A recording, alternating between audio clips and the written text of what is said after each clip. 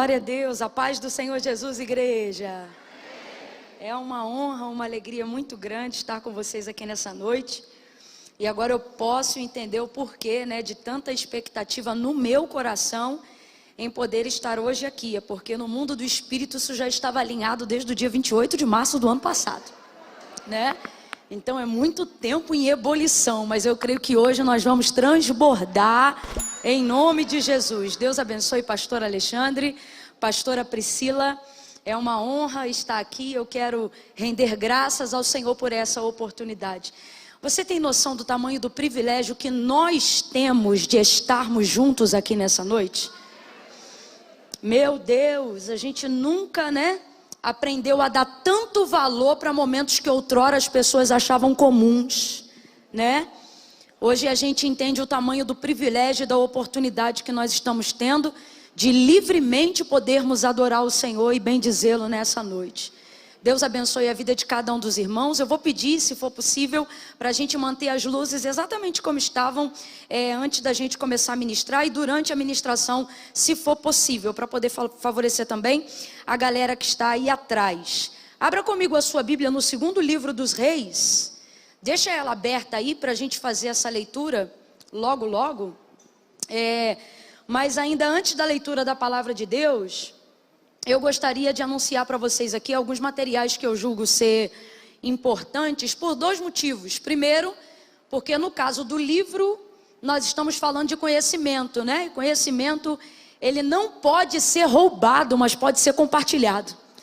É um tesouro ter conhecimento, E acerca dos materiais do vestuário que a gente investe no ministério, em razão de serem do reino de Deus, Todas as vezes que você adquirir qualquer um dos nossos produtos, você está entrando com a gente dentro do campo missionário e fazendo a diferença em algumas regiões, tá bom? Hoje eu trago aqui para vocês os segredos das mulheres de influência. É uma idealização da pastora Thalita Pereira. Quem já ouviu falar da pastora Thalita aí, diga, oxi! Maravilha, a pastora Thalita. Ela teve essa ideia e reuniu 20 mulheres nessa primeira edição para que cada uma pudesse compartilhar uma experiência pessoal de vida ou algo que se tornou indispensável na vocação de uma das mulheres que ela julgou serem aquelas que mais tinham perfil de influência. E o que é bacana é que não foi só no trânsito cristão apenas, mas analisando também a área da saúde, da psicanálise, e aí ela foi pensando algumas mulheres de acordo com a vontade de Deus. Então você vai ter aqui um capítulo para você poder degustar em áreas específicas para produzir transformação na sua vida. Eu fiquei com um versículo, com o capítulo 20, que é o capítulo que eu abordei sobre o meu encontro com a graça de Deus. Eu demorei muito, apesar de já servir a Deus há muito tempo, a ter uma experiência de entendimento real com a graça de Deus. Eu conhecia a graça de Deus no campo da teoria, da prática. Eu ainda não havia tido uma experiência real, Eu era muito religiosa e eu acreditava que só o método da santificação, ele me dava condições de exercer a minha vocação. Eu tinha isso comigo, eu achava que eu tinha que me santificar. E na verdade eu demorei a descobrir que na verdade eu não fazia isso por gratidão, mas eu fazia isso na tentativa de justificar o injustificável. O que é, Camila? A graça. Era uma forma de tentar compensar aquilo que eu recebia. Uma vez que o que eu recebia estava tão além da minha capacidade de ser, E que eu achava que a única forma era me santificar ao extremo. E eu acabei vivendo um tipo de vida que começou a me roubar até a minha saúde. Eu tinha que me santificar o tempo todo, e era jejum o tempo todo, e era leitura o tempo todo. E eu comecei a distinguir o nível das pessoas que eu poderia me assentar. E aí eu já entrava e saía rapidamente, porque eu não podia saber o que as pessoas estavam inseridas, de que forma aquilo ia poder me contaminar. E foi virando uma neurose espiritual que eu demorei a identificar. Porém, o Espírito Santo de Deus não deixa a nossa mente ficar cauterizada, E aí eu tive um encontro com a graça. Quando? Quando eu comecei a perder um pouco da minha saúde, por viver um ritmo frenético na condição de ser humano, querendo me tornar totalmente espiritual, 24 horas por dia, o tempo todo. E aí a saúde foi esvaindo, porque o seu corpo não suporta. Deus não te fez para ser sobrenatural, Deus te fez para ser humano. E a gente tem muita dificuldade porque a nossa humanidade salta aos nossos olhos só para falar das nossas fraquezas, para falar das nossas vulnerabilidades. Mas na verdade é esse tipo de coisa que nos aproxima do altar de Deus. E até que eu encontrasse, eu sofri um pouco. E aí eu abordo isso de maneira um tanto quanto biográfica, mas principalmente instrutiva, para que você também possa identificar esse caminho. Hoje, por exemplo, eu digo para as pessoas, o método de santificação não mudou. O que mudou foi a motivação. Nela hoje é a saúde. Por quê? Porque hoje eu não me santifico para justificar a graça. Porque isso é impossível. A graça não se justifica com atitude nenhuma. Ela é favor imerecível. Então você não compensa a graça, mas hoje eu continuo me santificando, porém com a motivação correta, não para justificá-la, mas para agradecê-la, e aí a motivação é muito mais saudável. Eu trouxe esses dois aqui só para dar um exemplo para vocês, que é uma coisa que eu faço. O pessoal lá em casa às vezes briga comigo, o pessoal me instrui às vezes no caminho e diz: ai Camila, assim não dá, você demora muito. Mas é porque eu não sei só autografar. Eu acabo fazendo uma dedicatória profética especial e aleatória. E aí eu acabo pegando 1, 2 caixas do livro, tiro aí umas 2 horas por dia, e ali eu debruço a próprio punho a fim de dedicar algumas palavras que na minha fé eu acredito que a pessoa vai pegar, e na hora que eu estou escrevendo eu não sei para quem é, mas Deus sabe e Ele faz a pessoa pegar. Isso é a minha fé, tá bom? Então eu sempre separo uma quantidade específica, e hoje a gente separou o equivalente aí a 2 caixas quase, aonde eu faço uma dedicação aleatória, porém altamente profética. Hoje, por exemplo, eu trouxe aqui uma na minha mão. Por que, Camila, você não só assina? Porque eu acho que a minha assinatura, meu irmão, e R$15 no McLanche Feliz dá no mesmo. Agora a dedicatória não, pode te acertar igual uma flecha acerta um alvo, né?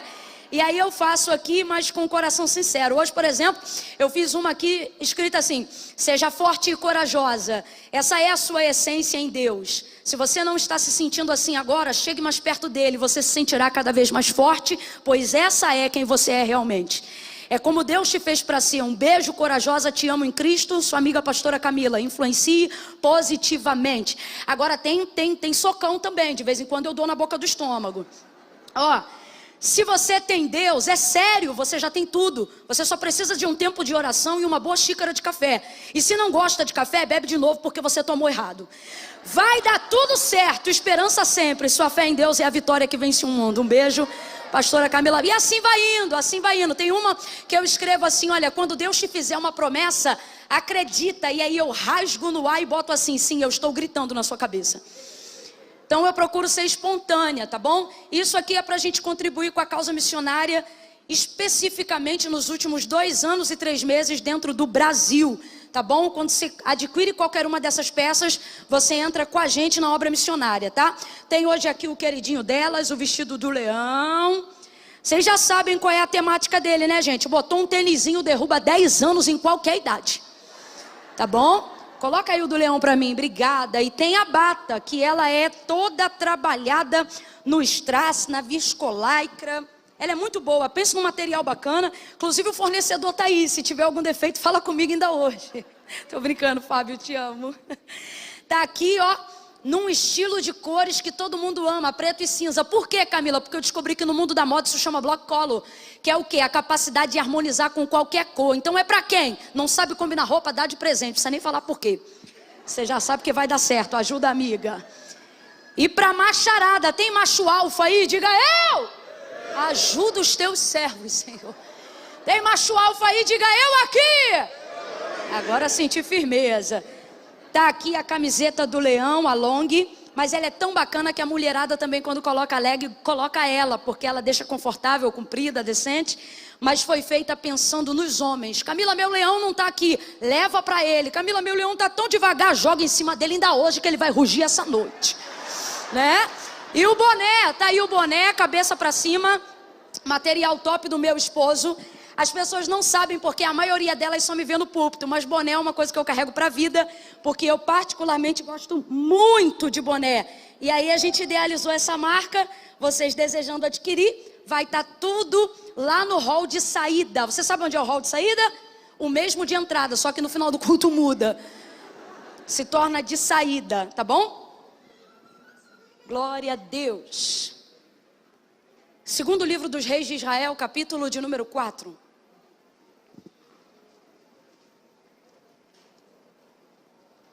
Oh, Oh, aleluia.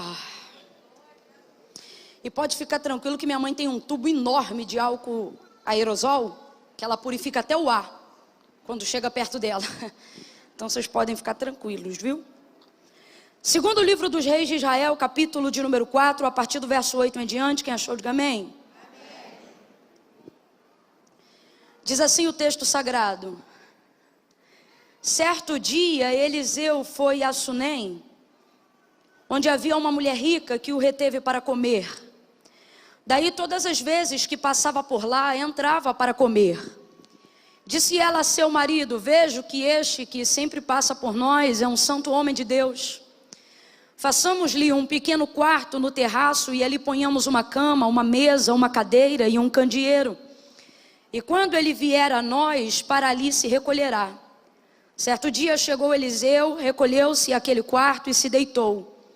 E disse ele a seu moço Geazi: chama a sunamita. E chamando a ele, ela se apresentou perante o profeta. E disse Eliseu a Geazi: diga-lhe assim: tu tens nos tratado com todo zelo, diga agora o que se há de fazer por ti. Haverá alguma coisa que se fale por ti ao rei ou ao chefe do exército? E ela respondeu: eu habito no meio do meu povo. Então disse o profeta: o que se há de fazer por ela? E Geazi disse: ora, ela não tem filho e o seu marido já é avançado em idade. Então Eliseu disse: chama aqui. E chamando a ele, ela se pôs à porta. E disse Eliseu: por este tempo, daqui a 1 ano, tu abraçarás a um filho. E respondeu ela: não, meu senhor, homem de Deus, não mintas a tua serva. Mas a mulher concebeu e deu à luz a um filho no tempo determinado no ano seguinte, como Eliseu lhe dissera.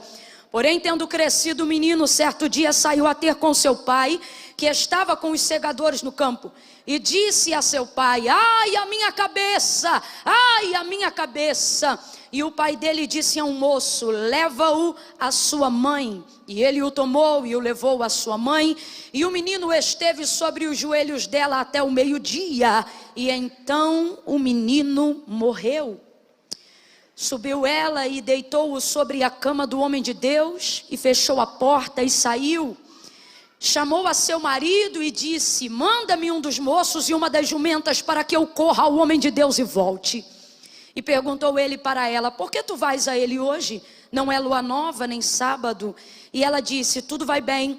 Então ela albardou a jumenta e disse ao moço: guia, anda e não para no teu caminhar, senão somente quando eu te disser. E você diga amém por essa palavra. Glória a Deus. Eu gosto de ler tudo para a gente já começar todo mundo contextualizado dentro do que está acontecendo. Eliseu, você sabe, um profeta discipulado, mentoreado pelo maior profeta do Antigo Testamento nos dias de Elias. Não havia absolutamente ninguém que se comparasse a Elias nos seus dias. É tão impressionante o poder do pioneirismo, né? De você ser o primeiro a começar algo que ainda não foi feito, que mesmo Eliseu, recebendo sobre si virtude dobrada do Espírito que repousava sobre a vida de Elias, ainda assim, Elias ainda é lembrado como um homem incomparável, mesmo depois de Eliseu provar quantitativamente capacidade dobrada em cima daquilo que Elias era capaz de fazer. Todavia é fato, ninguém nos dias de Eliseu, assim como nos dias de Elias, se comparou a Eliseu. Ele superou inclusive Elias na quantidade de feitos prodigiosos e de realizações extraordinárias. E agora, de tanto fazer esse trajeto geográfico em direção ao Carmelo, territorialmente isso obrigava ele, ou era costume, a passar pelas terras de Sunem ao chegar no Carmelo. E numa dessas ocasiões, essa mulher sunamita, qual o texto aponta como uma mulher muito generosa, diga aí comigo, generosa. Ela é extremamente generosa e eu não queria que você associasse isso à riqueza dela, porque uma coisa é ser rico, outra coisa é ser generoso. Não significa que todo rico é generoso, e nem que todo generoso, para ser generoso, tem que ser rico. Pelo contrário, todas as vezes que eu menciono isso, eu gosto de deixar claro que As ofertas mais significativas que eu já recebi na minha vida, ela não veio de gente que me dava do que sobrava, ela veio de gente que me dava daquilo que estava disposto a dividir comigo, a compartilhar comigo. Então, generosidade não tem a ver com quanto eu tenho, tem a ver somente com quem eu sou, né? Então o texto diz que ela era generosa, ela era muito generosa. E isso fazia ela ser uma mulher do povo, ela servia a sua comunidade local. Essa mulher, ela poderia ser uma das tipologias mais exatas de uma igreja iniciante, né? E ela serve a sua comunidade, serve as pessoas. O problema é que ela também acaba escondendo um trauma, ela carrega um trauma. Dentro do contexto cultural daquela época, uma mulher que não podia gerar, uma mulher que não podia ter filhos, era uma mulher extremamente não funcional, por mais que servisse a comunidade. A única forma dentro da cultura judaizante para o sexo feminino de você conseguir perpetuar o seu nome e viver a plenitude na sua casa é perpetuando a hereditariedade do seu sangue. Se uma mulher não tivesse filhos, ela não seria lembrada e nem mencionada. Então veja bem, se até os dias de hoje, quando uma mulher, mesmo vivendo numa cultura extremamente moderna e contemporânea, onde a mulher ela pode se realizar em inúmeras áreas, ela já se sente um tanto quanto diferente em relação às outras pessoas, isso na cultura de hoje. Agora você imagina uma mulher cuja cultura te impele, ou você é isso ou você não é nada. Então isso levava ela a ter um tipo de vida difícil com relação às suas emoções. Qualquer mulher, dentro da cultura que ela vivia, dentro do tempo que ela vivia, tinha a expectativa de um dia ser mãe, até porque não ser mãe gerava uma série de problemas, se não emocionais, se não psicológicos, problemas literalmente territoriais. Então, óbvio que ela tinha desejo de ser mãe, óbvio que ela desejava ser mãe, sobretudo porque o texto, em uma das raríssimas exceções, porque você praticamente nunca encontra na Bíblia a demonstração de que é o homem que não pode dar filhos, mas sempre encontra a colocação de que a mulher não pode gerar. Então essa é uma das raras exceções onde fica claro que o problema não é dela, mas o problema é que o marido dela já é avançado em idade, promovendo assim um terreno de esterilidade que não pode dar filhos a ela. Então veja bem, é ainda mais complicado quando você sabe que pode ser, mas por ser fiel ao que tem, não pode conceber. Então isso deixa a coisa para ela ainda mais complicada. É óbvio que ela desejaria ter um filho, mas é óbvio também que por uma questão de fidelidade e lealdade ela não tinha. Mas Deus é tão bom, né? O princípio ele tem poder de corrigir todas as coisas. É por isso que eu sempre oriento as pessoas e eu digo, não quebre nenhum princípio, nenhum. Por quê? Porque Deus honra os princípios para cumprir promessa. Se você for fiel aos princípios, Deus será fiel às promessas. Oh, aleluia! Imagine uma mulher fiel, imagine uma mulher leal, imagine uma mulher que honra os princípios a despeito do desejo do ter. É essa mulher aqui, é uma mulher fiel. A vida dela vai seguindo e um dia ela impele o profeta Eliseu a entrar em sua casa. Ele entra em sua casa e ela serve-o muito bem como serve a muitos outros que entram. Agora você percebe a revelação do trauma na forma do trato com Eliseu. Apesar de tratá-lo muito bem, ela trata ele não como alguém na condição de profeta. Ela trata ele como um homem que precisa de cuidados e que deseja servir. Presta atenção. Ela trata ele na mesma condição de igualdade que ela trataria outras pessoas que já recebeu em sua casa. Isso não é feio, absolutamente, não é feio. Pelo contrário, a honra dela é tão elevada que ela não precisa fazer distinção entre quem ela trata. Porque honra não tem a ver apenas com o honrado, mas tem a ver com quem deseja honrar.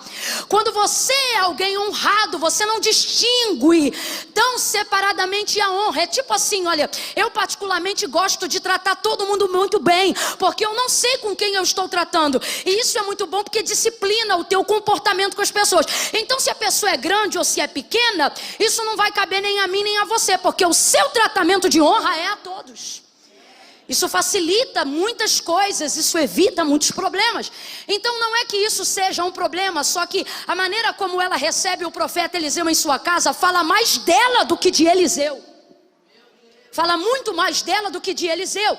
Agora, aonde você percebe o trauma? O fato de que, apesar dela tratar todo mundo muito bem, Eliseu não se compara a absolutamente ninguém. Sua fama já percorria todos os lugares e territórios de Israel.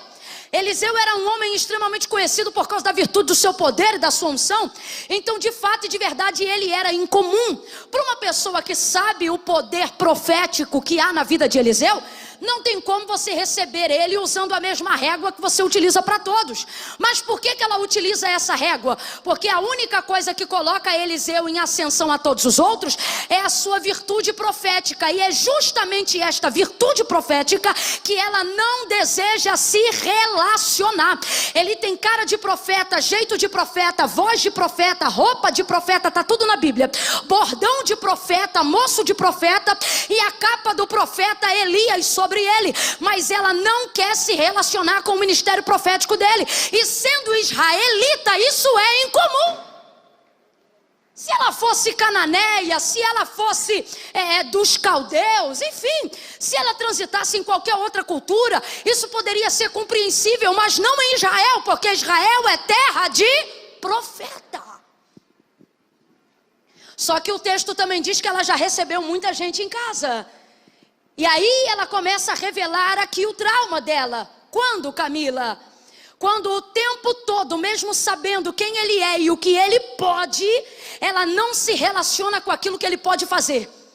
O tempo vai passando, ela constrange ele a entrar, a comer dentro de sua casa. Ela impele ele a essa realidade, ele começa a ficar dentro da casa dela. Todas as vezes que passa lá, agora ele é um hóspede que não precisa de convite para entrar. Eles fazem uma aliança fraterna com toda a família. Geazi também goza dessas bênçãos. E um dia, constrangido de ser tão abençoado. E por que constrangido? Porque quem está acostumado a usar-se daquilo que Deus deu para favorecer outras pessoas, e de repente tem esse fluxo travado, se sente culpado de receber o que recebe. Então ele imediatamente, sabendo o poder que tem para liberar, sabendo o poder que tem para abençoar, não se sente confortável nessa circunstância. Deixa estar que isso também é Deus tratando do profeta. Camila, eu ainda não entendi, vai entender. Deus permite duas pessoas, cada uma afetada em uma área. Camila, pode dois afetados se curarem? Podem. Quando o quê? Quando a área dos seus traumas são diferentes. O que machuca um às vezes é a cura do outro, e o que machucou o outro às vezes é a cura do um.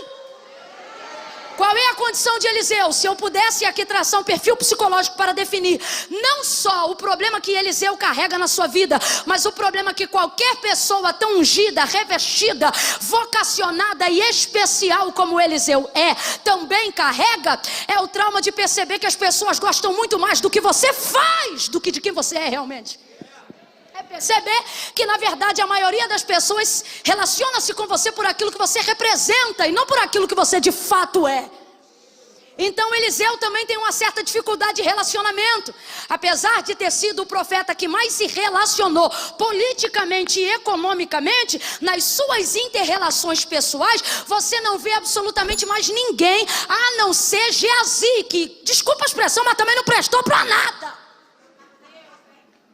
Então, olha a situação, aonde se revela o trauma dela. Primeiro, ela serve toda a comunidade dela e ela serve muito bem. Mas na verdade, por que ela faz isso? É a vontade de saciar aquilo que eu posso compensar nas pessoas, uma vez que eu não posso fazer para mim aquilo que eu desejo. É complicado quando você é solução para a vida de muita gente, mas não consegue resolver a própria. É basicamente esse o caso da Sunamita, e é por isso que ela serve muito bem a comunidade dela. Olha para cá. Por quê? Porque aquilo que as pessoas não têm, ela tem de sobra. Porém, aquilo que ela precisa e deseja, ela não pode fazer por si mesma. Quando você vive o tipo de vida assim, você começa a compensar a sua realização naquilo que você pode fazer pelas pessoas. Camille, isso é bom? É bom, mas não é definitivo, e você precisa aprender a separar. Por quê? Porque você pode realizar quantas pessoas forem possíveis. Você só não pode esquecer que nenhuma delas é você.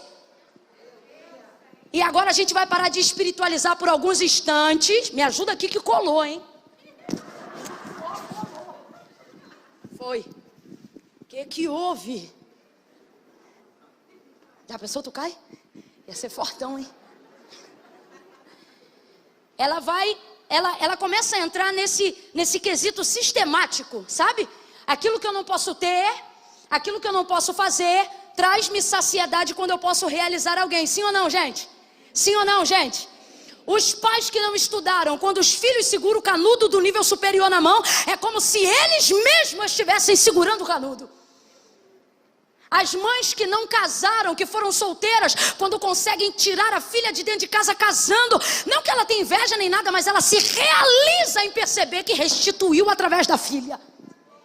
Sim ou não, gente? Sim ou não? Os pais que hoje são pais, mas tiveram os piores pais que alguém poderia idealizar para alguém. Aqueles que conseguiram ser resilientes diante da história, que atravessaram, se tornam hoje os pais que não tiveram para se realizar nos filhos que um dia eles foram, mas tiveram falta de um pai. Aí eles vão lá e são, ao contrário do que aprenderam, os melhores pais que podem ser para os seus filhos. Por quê? Porque quando eu não consigo realização na área que me confronta, o meu cérebro cria um mecanismo de me realizar fazendo bem ao próximo. É uma forma de dizer: ei, não é porque você não conseguiu fazer o que queria que você é inútil, você pode ainda fazer muitas coisas, e isso é maravilhoso. Quem entende isso, diga amém. Mas Deus me trouxe hoje aqui para tratar de uma área muito específica, e Ele está dizendo: só não se iluda. Por quê? Porque a realização das pessoas é das pessoas. Você não pode fazer isso na tentativa de anular e de trazer esquecimento. Aquilo que você não pode fazer por si mesmo, você uma hora vai ter que encarar aquilo que você não tem, aquilo que você não é. Por quê? Porque o que eu faço pelos outros traz em mim compensação paliativa. Resolver meus sentimentos traz para mim solução definitiva. E Deus está dizendo: eu não quero que a sua vida oscile igual um eletrocardiograma. Um dia você está bem, outro dia você está mal. Um dia você está satisfeito, outro dia está descontente. Um dia você é a pessoa mais grata do mundo, outro dia você acredita que não tem nem motivo de por que continuar vivo. E sabe por quê? Porque o alvo da sua compensação só se realiza na vida das pessoas. Agora entra um homem chamado Eliseu na casa dele, e ele percebe, Geazi percebe, tem falta de algo. Porque eu posso encher meus amigos de bens, eu posso encher o ciclo da roda da minha família de risos. Ninguém tem um poder que só cabe a mim. Qual? Ser eu. E ser satisfeita como eu sou, tendo falhas, defeitos ou virtudes. Só eu posso ser eu. Está na hora de você dizer isso. Diga: sou eu. Diga, sou eu. Posso ser eu. Diga: e sou eu. Posso. Abre a boca, crente, diga: posso me fazer e ser feliz como eu sou. Só você. Só você pode fazer isso nesse nível por você.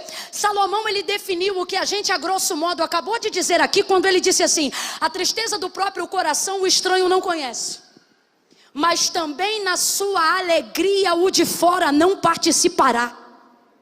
Sabe o que ele está dizendo? Quando o coração de alguém está triste por algo, ninguém compreende essa tristeza como aquele que sente a tristeza.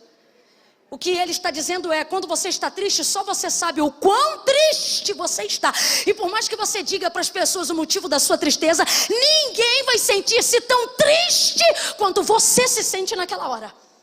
Agora olha o que ele diz: a alegria no íntimo o estranho também não visita. Olha o que ele está dizendo: na hora da sua alegria, vai acontecer como foi na hora da sua tristeza. Ela é tão boa que por mais que as pessoas aplaudam, glorifiquem, pulem, exaltem, ele está dizendo: ninguém vai sentir mais alegria do que você, sentindo dentro de você mesmo. Oh meu Deus! Compreendendo essa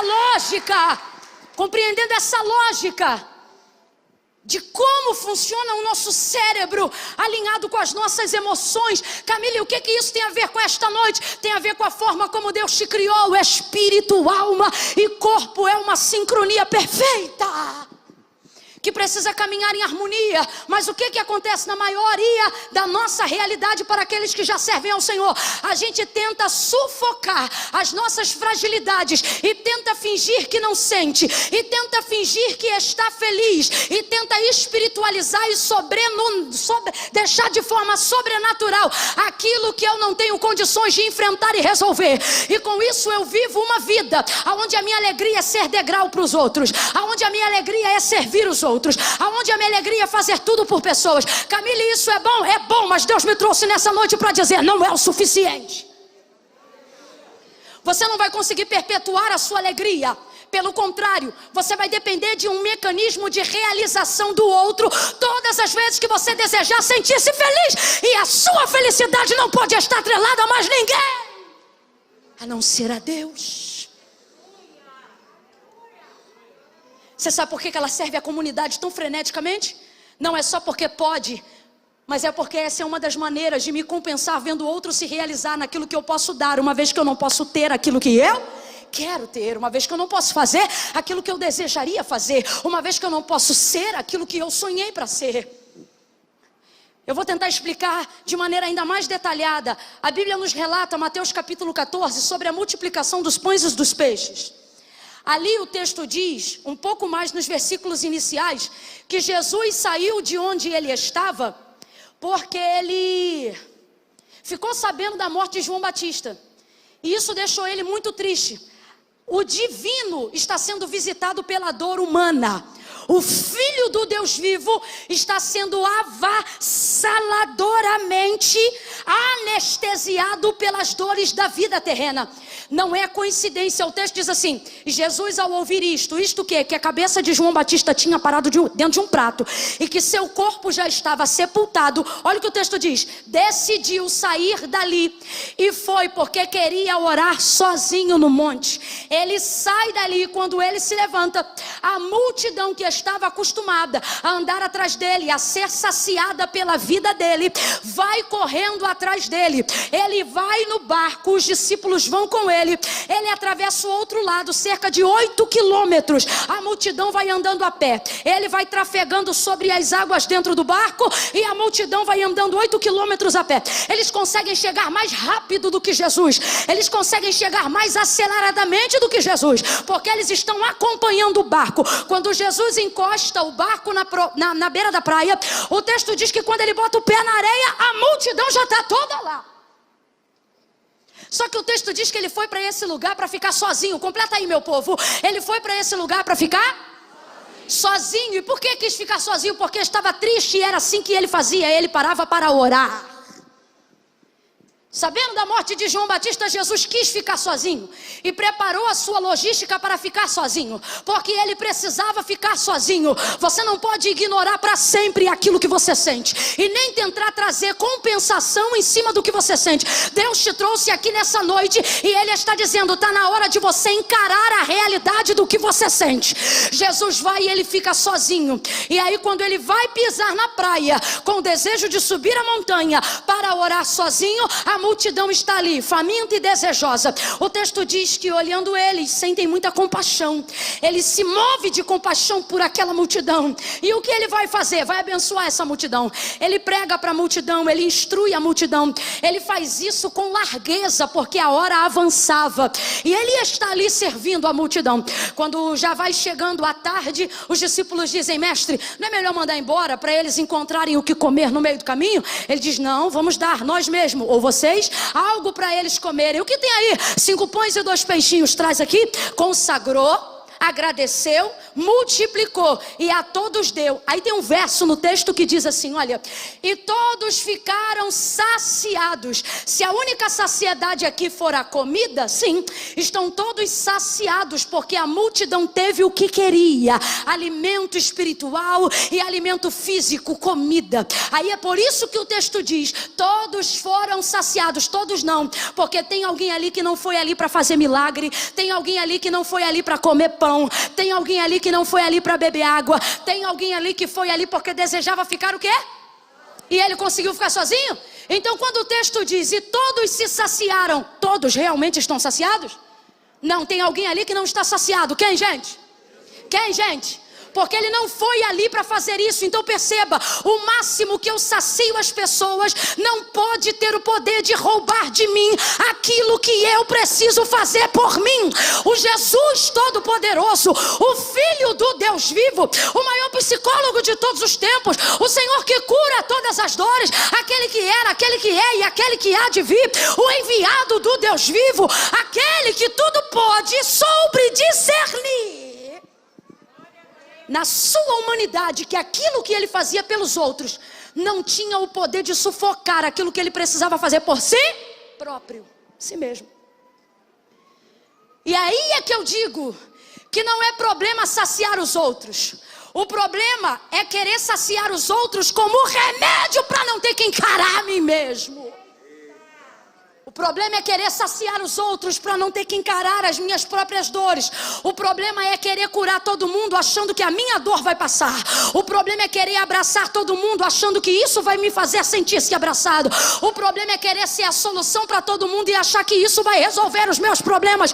Eu vou falar bem rasgado que é para todo mundo entender. O problema é você achar que vai botar a mão na cabeça de todo mundo na rua e isso vai fazer com que todo mundo seja liberto dentro da sua casa. O problema é achar que o que você pode ser para as pessoas substitui aquilo que ninguém pode ser para você, porque só você deve ser para si mesmo. Sabe onde estão as pessoas que quiseram saciar a todas? Traumatizadas e doídas, porque na hora que precisaram, colocaram as suas expectativas em quem elas ajudaram, o que mostra que a sua ajuda não foi nobre.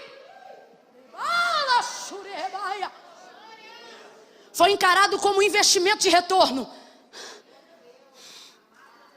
E isso não é o suficiente. Você acha que eu não queria hoje viver aquilo que o pastor falou? Eu vi o history, não sei se foi dele ou se foi da igreja, botou assim: Terê vai tremer. E vai tremer mesmo, vai tremer de dentro para fora.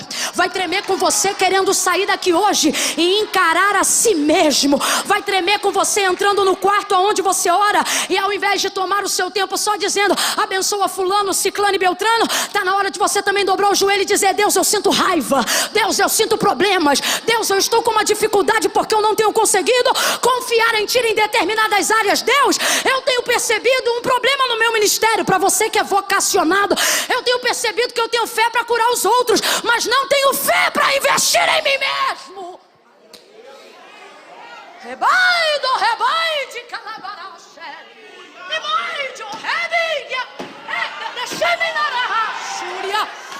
O rapaz da mídia disse assim para mim: pastora, qual é o versículo? Eu falei: o versículo eu não sei, meu filho, você vê na hora. Porque eu tenho nessa mensagem, do versículo 8 até o versículo de número 28, pelo menos 5 mensagens. E eu sabia que Deus queria alguma ali. Agora a última que eu imaginava é que Deus hoje ministrasse a sua alma. Porque quando ministra o Espírito é top, a cadeira voa, os vasos giram, porque é um Espírito. O Espírito é pronto, mas a carne é... A carne não gosta de tratar dela mesma. Vamos falar dos outros. Vamos falar do que Deus vai fazer na vida dos outros. Vamos falar do que vai acontecer no futuro. Agora, quando o profeta chega na casa para falar sobre a minha dor, eu não quero. Eu não quero.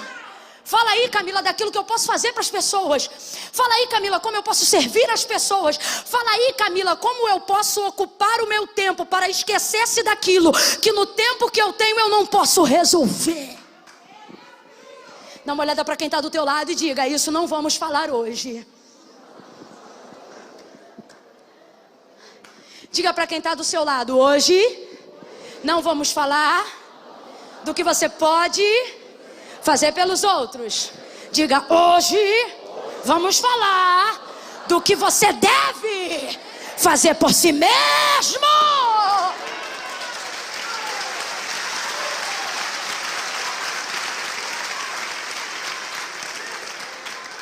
Jesus chega, gente, alimenta todo mundo e o texto diz: todos foram saciados, mas alguém não foi. E esse alguém obviamente é Jesus. Então é exemplo do que eu estou com a ajuda de Deus tentando fazer algumas mentes e corações aqui se alinharem e entenderem. É que mesmo saciando a todos, Ele mostra pra gente algumas verdades. Primeiro, é que aquilo que eu faço pelos outros não tem o poder de substituir aquilo que só eu posso fazer por... Você tem que entender isso. Você não pode esperar que os outros façam por você aquilo que só você deve fazer por si mesmo. Jesus tinha essa consciência humana, mesmo sendo filho do Deus vivo. Aí sabe o que ele fez? O texto diz que ele manda a multidão ir embora. Ele mesmo vai lá e manda embora. Porque aprende uma coisa hoje, de uma vez por todas, caso você ainda não saiba. De acordo com as suas necessidades, ninguém vai conhecê-las tão profundamente quanto você. Então você não pode esperar que os outros tomem simancol por você. Tipo assim, eu vou falar bem rasgadão, que é para todo mundo entender, até aqueles que têm 12 anos. Quando você é uma bênção igual Jesus, se você não mandar embora, as pessoas não vão. Você não é fofoqueiro, você não é caluniador. Você não perturba ninguém. Quando vai na tua casa, você recebe todo mundo. Se precisar de uma oração, você faz na hora. Se precisar de dar dinheiro emprestado, você primeiro consulta para saber se pode dizer sim ou não. Você é amável, você é gentil, você é exemplo de serviço, de ajuda. Quem não quer ficar perto de você? Gente, para pensar. Quem não quer ficar perto de Jesus? Jesus foi ali para ficar sozinho, mas não podia ficar sozinho. Então ele teve que, depois do alimento, mandar as pessoas embora. Se teve que mandar as pessoas embora, mesmo depois do alimento, que era a última coisa que ele fazia, abre aspas, depois do culto, para a gente entender. Mesmo assim elas não foram, é porque se não mandar embora, não vai.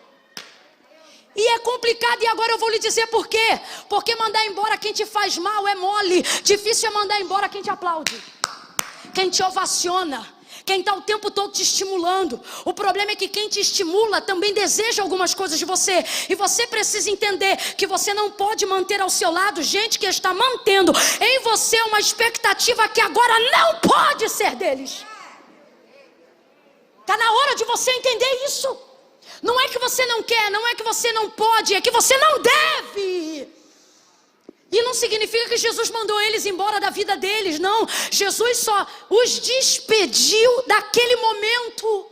Deus trouxe gente hoje aqui para dizer: você espera que os outros discernam o seu momento, mas é difícil discernir o seu momento, porque você está a todo momento, em todo lugar, com todo mundo. E como já disse um grande filósofo cristão, quem está com todo mundo o tempo todo não tem tempo de estar com Deus nem um minuto.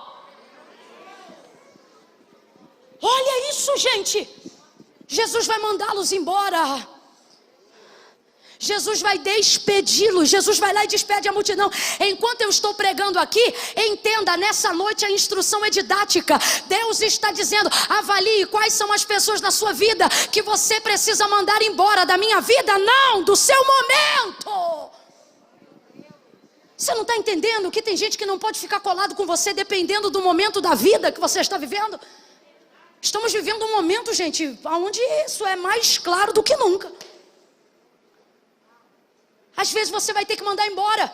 Tem alguém aqui que está doido para fingir que não entende, mas o Espírito já acessou você. E está dizendo, tem gente aqui que não estava nem pensando em ninguém, mas o nome pulou igual pipoca na panela. Tem patrão aqui que espera o funcionário pedir demissão. Ai, porque eu não quero tratar disso, não quer tratar disso, então fica tranquilo. Daqui a pouquinho ele monta uma rebelião lá. Daqui aí você vai, ai, não é que não era bênção, não. Ele até era bênção, é que você não discerniu o momento. Pode ser melhor amigo do mundo. Olha o que a Bíblia diz: não fique com o teu pé fincado na casa do teu irmão. Para quê? Para que ele não se enfade de ti. Tem coisas que são boas, só ficam ruins, não porque são, mas porque nós não sabemos discernir o tempo que elas devem estar ao nosso lado. Eu tenho amigos que eu ainda carrego desde o ensino médio. Agora, Camila, eles caminham com você do ensino médio até hoje? Não, porque os caminhos foram diferentes, cada um escolheu uma coisa. Mas quando a gente se encontra, a amizade está lá viva, guardada e protegida. Por quê? Porque não é apenas estar com quem eu conheço, mas discernir que nem todos podem desfrutar do mesmo tempo daquilo que eu estou vivendo.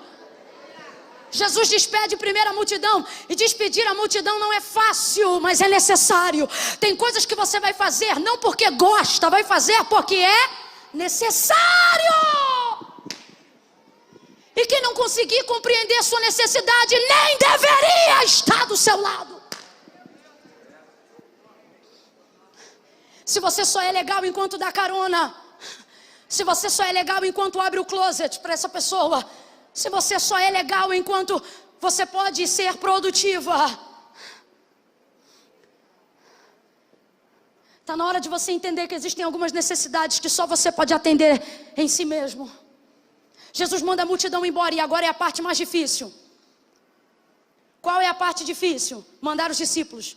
Porque a multidão quem manda embora é Jesus e os discípulos também. Jesus chega para os discípulos e quando eles começam a caminhar com ele em direção à montanha da oração, Jesus diz para ele: entrem no barco, vão vocês também e eu encontro vocês depois. Esse nível de maturidade me chama muita atenção em Jesus. Eu sei que ele é Deus, mas como a gente vê ele vestido de humanidade, faz isso chamar a atenção da gente. O que é, Camila? Ele percebeu que o momento era dele. Sabe o que é isso? É a hora que eu preciso discernir que eu não posso travar a vida de pessoas que me amam e que se travariam por amor a mim. Só porque eu estou vivendo esse meu momento. Não, olha isso aqui, para entender. Se Jesus dobrar o joelho ali e não falar nada, eles vão dobrar o joelho com Jesus e também não vão dizer nada. Se Jesus começar a orar ali sem nem falar o motivo da oração, eles vão entrar na intercessão junto com Jesus e vão orar também. Só que Jesus foi para ali movido de tristeza pela morte de João Batista. Olhe para quem está do teu lado, dá um berro e diga: é pessoal. Não, você não gritou, diga: é pessoal. Olha o que Jesus está dizendo. Isto aqui que eu vou fazer agora é totalmente pessoal. Nas entrelinhas é isso. Então os discípulos: mas Senhor, nós vamos te ajudar. Estou parafraseando o relacionamento que entraria se o diálogo fosse aberto. Mas nós somos teus discípulos. Não, mas isso aqui é pessoal. Olha o que Jesus está dizendo. Eu não vou atrasar a viagem que nós devemos fazer só por causa do momento que eu estou travado agora. É entender que tem gente que pode te ajudar nesse momento, mas não deve. Mandar a multidão embora não é fácil, mas por ser necessário a gente faz. Sabe qual é a parte mais difícil? Mandar quem ajuda a gente embora. É complicado. Imagina agora as mulheres, uma casa virada do avesso, a amiga que é tua vizinha chega para te ajudar e diz: pega na cozinha que eu pego os 4 banheiros. Aí o Espírito Santo diz assim para você: manda ela embora, que essa faxina vai fazer só eu e você. Você vai dizer: sai Satanás, isso é coisa do inimigo, tá aqui minha amiga querendo me ajudar. Porque a gente é assim, quando ele vem para dar, a gente não pergunta de onde veio, mas quando ele vem para tirar, a gente quer fazer prova se é Deus. João 4, a samaritana, a sunamita, perdão. Jesus chega pedindo a água e porque pede, ela questiona. Mas se chegasse dando, ela não perguntava por quê. A gente é assim. Se eu bato na porta da tua casa agora e digo: irmã, eu senti de Deus. Você vai dizer: tô toda arrepiada. Senti de Deus de você me dar teu carro. Ela diz: é demônio. Agora, se eu bato na porta da casa dela e digo: irmã, eu senti de ofertar um carro na sua vida, ela dobra o joelho e diz: é de Deus. É de Deus. Já percebeu que a gente não faz prova com Deus para receber a bênção, só faz prova quando é Deus que pede? A gente é assim. A gente é assim. Jesus agora vai ter que mandar embora os escudeiros que fiéis que ajudam. São vacilões, mas estão com ele. E o testemunho é meu não, é do próprio Cristo, que na celebração da última ceia vai dizer: vós sois os que tendes permanecido comigo nas minhas tribulações. Olha o que Jesus está dizendo: vocês são vacilão, mas estão tudo comigo, lado a lado, ombro a ombro, junto, né? É difícil mandar embora quem Deus colocou do teu lado para andar junto. Só que Deus está dizendo pela terceira vez nesta noite: não é para tirar da tua vida, é só para você discernir o seu momento. Seu momento.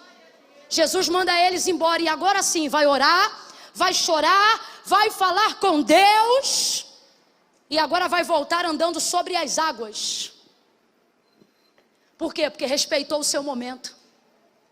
Por que vai voltar andando sobre as águas? Porque resolveu e diluiu o sentimento em oração. Parou para pensar que esse episódio que Jesus anda sobre as águas é o episódio que a tempestade não para depois que ele fala ou depois que ele chega?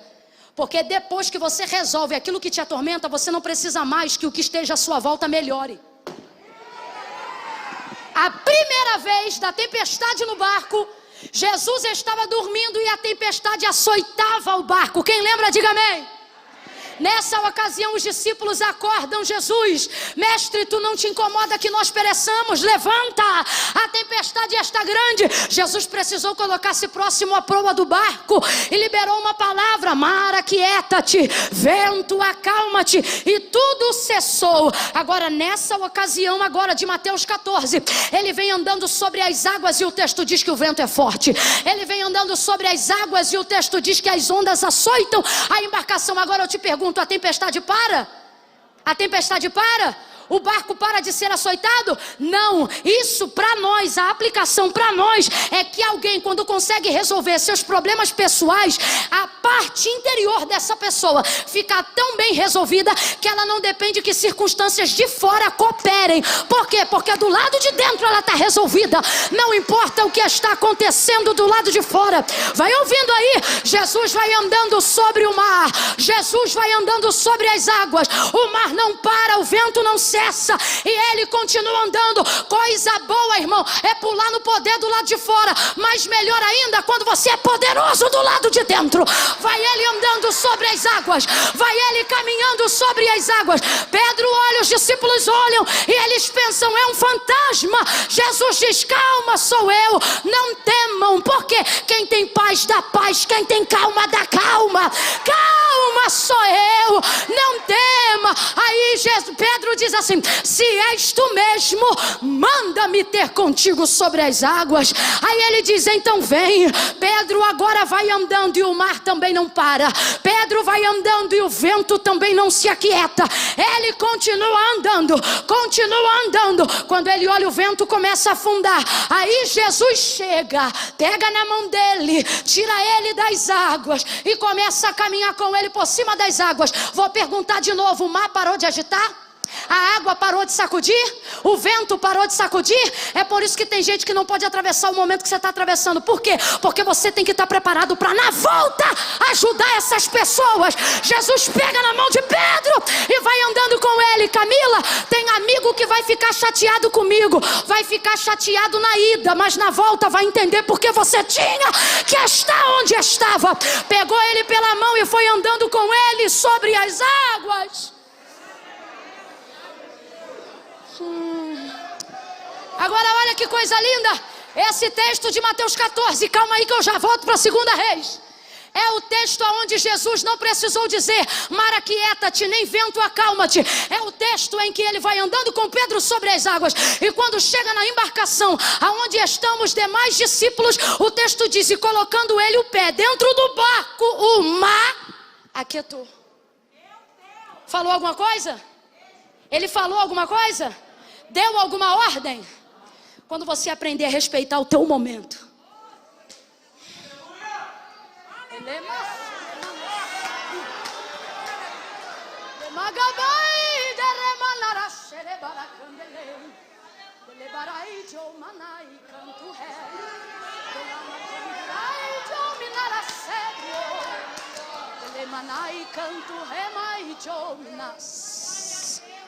Deus me trouxe aqui nessa noite para dizer a alguém: eu vou entrar nos teus traumas mais profundos, mas não vou deixar janelas abertas. Vou te mostrar que aquilo que eu posso fazer, quando você se dispor a me ouvir, é maior do que o Rivotril fez por você até hoje. É maior do que o Voltaren fez por você até agora. A terapia é uma bênção, siga ela até o fim. Mas tem coisas que você não vai encontrar no divã do teu psicanalista. Tem coisas que você só vai entrar quando entrar no teu quarto, fechar a tua porta e dobrar os teus joelhos. Tem coisas que a gente só consegue falar na sala de um psicanalista depois que a gente consegue verbalizar em oração dentro de um quarto sozinho. Eu não estou dizendo que Deus substitui o médico, nem o médico vai substituir Deus. Eu só estou dizendo que entender o meu momento facilita o meu caminho de volta para onde eu tenho que ir, para as coisas que eu tenho que fazer, para as pessoas que eu tenho que conviver. Você está entendendo o que Deus está falando? Eu vejo indo para o deserto orar um Jesus triste pela morte de um amigo. Porque não sou eu que digo, é João que diz, e é o próprio Cristo quando dá testemunho. Alguns dizem é um profeta, Jesus diz maior que um anjo. Mas quando perguntam: João, quem é você? Ele diz: eu sou o amigo do noivo. Sabe qual é o mais complicado? É ter poder de 4 dias depois dizer: Lázaro, vem para fora. É ter o mesmo poder para restituir a cabeça de João Batista no lugar, mas entender que liberdade de ter poder não é só poder para fazer, mas é podendo escolher não fazer. Poderia ter dito a ele, como fez a Lázaro: levanta. Jesus é tão poderoso que se ele quisesse, João Batista andava pela terra sem cabeça. Mas por que não fez? Porque tem coisa que chega na nossa vida para cumprir um propósito. Nem todos são curados, nem todos também são ressuscitados. E Camila, por que será que Jesus não ressuscitou João Batista? A eternidade vai revelar, mas um motivo aqui que vale a pena pensar é o fato de entender que João Batista cumpriu todo o seu papel. Depois que você faz tudo que você tem para fazer, o que resta a Jesus é dar testemunho de você. É por isso que tem gente que ele não ressuscita. Porque para você pode ter faltado ainda alguma coisa, mas para Jesus a pessoa fez tudo. Tudo que tinha para fazer foi tudo que tinha que ser. Volta para 2 Reis. Essa mulher é uma mulher que sacia a comunidade local, ajuda todas as pessoas. E isso é maravilhoso. O problema é que na hora que ela tem a oportunidade de viver aquilo que ela queria e que só ela pode viver, ela prefere dizer que não quer viver. Porque quando chega a hora dela ser abençoada e Eliseu diz: como é que eu vou fazer? E Geazi diz: ó, não tem filho. Ah é? Traz aqui ela. Ele traz, quando ela para na porta do quarto do homem de Deus, ele não pergunta se ela quer. Eu acho isso lindo. Sabe por que isso é lindo? Porque Deus sabe trabalhar com os nossos traumas. Eu vou te explicar por que é trauma. É uma coisa que a gente quer. Mas quando a gente vê que não pode ter o que a gente quer, a gente não deixa de querer só porque chega à conclusão de que não pode. Quem aqui sem ter R$1 no bolso já ficou na rede social vendo aquelas casas bonitas, luxuosas? Quem segue os perfis de arquitetura moderna? Aqueles armários que abre você passando a mão assim. Você olha para o teu, tem um tijolo amparando a lateral. Mas o Instagram dela é todo clean. Quem aqui está usando o mesmo carro há 3 anos, 4, mas curte as fotos das Ferraris? Porque preste atenção, saber que eu não posso ter o que eu quero não me faz deixar de querer só porque eu chego à conclusão. É por isso que para Deus a conceição do pecado não é quando você comete, é quando você pensa. Então preste atenção. Ela sabia que não podia ter, mas saber que eu não posso ter algo não tira de mim instantaneamente o desejo de querer. Então o que eu faço com aquilo que eu quero, mas não posso ter? Eu vou colocando tudo que eu posso em cima daquilo que eu não posso, para tentar esquecer daquilo que eu quero. Humanamente falando, é isso que a gente faz. Fisicamente falando, é isso que a gente tenta fazer. Quem aqui já ficou estressada, pegou o cartão de crédito e torrou? E quando voltou, o problema não saiu, continuou lá, acrescido de uma fatura. A gente tenta colocar entretenimento, a gente tenta colocar coisas em cima daquilo que não pode ser substituída, mas é a nossa vontade de tentar sufocar aquilo que eu quero, uma vez que eu não posso. Quem está acompanhando, diga amém. Claro que tá, Deus está rasgando a tua vida. Não força. Vai botando aqui, ó, uma em cima da outra, e no final a gente percebe que aquele querer continua lá. Isso é muito ruim. Então, ao invés de dizer para as pessoas que eu não quero mais aquilo, ou melhor, para não expor para as pessoas que eu ainda quero aquilo, se eu for perguntada se eu ainda quero aquilo, mesmo querendo, eu digo que eu não quero, porque eu não quero conversar sobre isso. Porque eu não quero ter que expor isso, porque eu não quero ter que lembrar das coisas que eu já tentei fazer e não deram certo para eu ter isso. Então deixa isso quieto. O problema é que fica lá, sufocado, mas fica lá, esmagado, mas fica lá, pressionado, mas fica lá. E é complicado quando você para diante de alguém que não pergunta sobre o que você quer, porque já sabe o que você vai dizer. E ao invés de tratar do que você sente, cura o que você sente. Vou falar desse jeito. Ele não perguntou o que era para tratar, ele deu a cura antes dela apresentar o sintoma. Por quê? Porque essa é a colheita da vida de alguém que, como ela, serve as pessoas sem esperar necessariamente delas algo em troca. Olha isso. Eu era criança na época do cruzeiro. A vida era muito apertada. Faz as contas não. A vida era muito apertada. Então quando você chegava na casa de alguém, a boa educação te dizia assim: se alguém por educação te oferecer, por educação você não aceita. E a gente ia para casa dos outros e tudo que a gente queria quando era criança era comer. O biscoito recheado que não tinha em casa, o requeijão que não podia passar no nosso pão. E eu tô falando de uma época onde tem gente aqui que não sabe, mas a galera da década de 80 para trás sabe do que eu tô falando. Não tinha a facilidade de coisas que é hoje não. As coisas eram muito difíceis. Armário em casa era coisa séria. Filho não abria armário e pegava: mãe, posso? Porque às vezes era um pacote de biscoito para o mês inteiro. Geladeira era coisa séria. Se meu pai me visse abrindo a geladeira, olhando o que eu ia pegar, e não decidisse pegar, ele considerava aquilo falta de energia. Ele dizia: quem é que está fazendo com a geladeira aberta? Pai, estou vendo o que eu quero. Ele: pensa no que quer primeiro, abre e pega. Porque eu não podia ficar a porta da geladeira aberta. Tem gente que não está entendendo nada, mas tem gente que está entendendo. Tá com a máscara fingindo, não sei dessa época, mas sabe. Aí nessa época minha avó, quando recebia alguém em casa, ela não perguntava se as pessoas queriam, porque ela sabia que por educação as pessoas diriam não.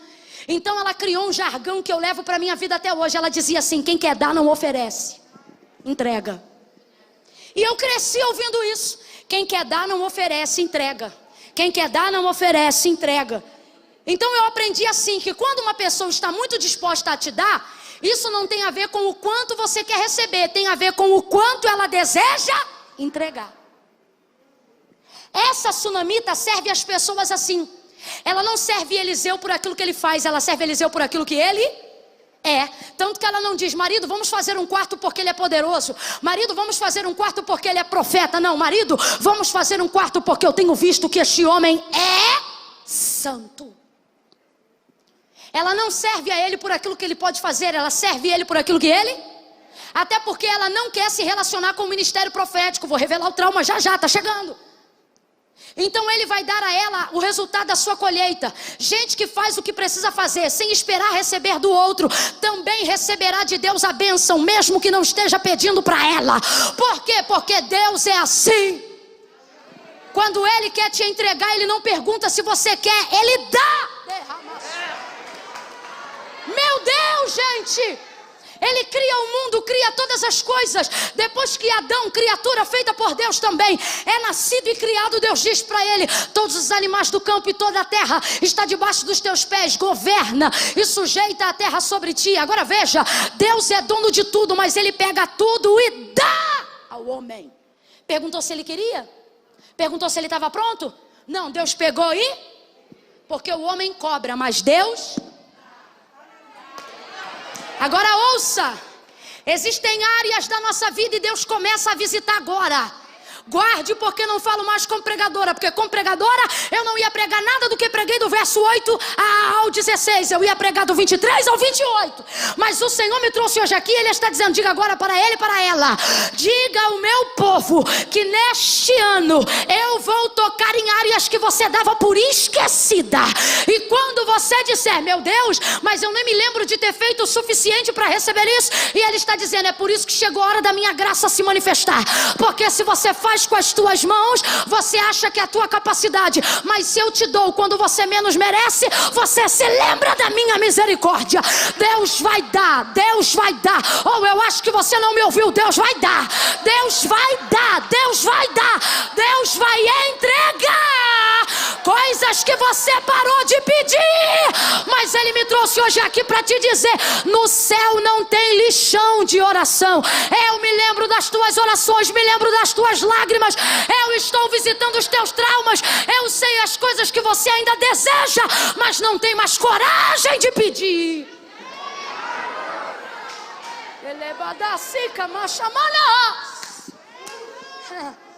É muita gente que dizendo que não quer mais casar, mas é só porque ainda não conheceu o prometido. Aí diz: casamento não é para mim não. Mas depois que o cheiroso chegar, em 3 meses tu vai ficar noivo e vai casar. Aí quem não entende nada vai dizer, foi rápido demais. Rápido demais não. Você não sabe a quantidade de tempo que isso já fica na minha mente, no meu coração. A gente prefere dizer que não quer coisas que a gente ainda quer, mas é mais fácil dizer que não quer, só para a gente não ter que falar sobre aquilo que a gente ainda deseja. Então quando alguém pergunta, e aí a faculdade, trancou a matrícula? Ah, tranquei, fazer faculdade para quê com a cidade? Deixa para lá. Mas quando você dorme, você se vê com a toga, com canudo.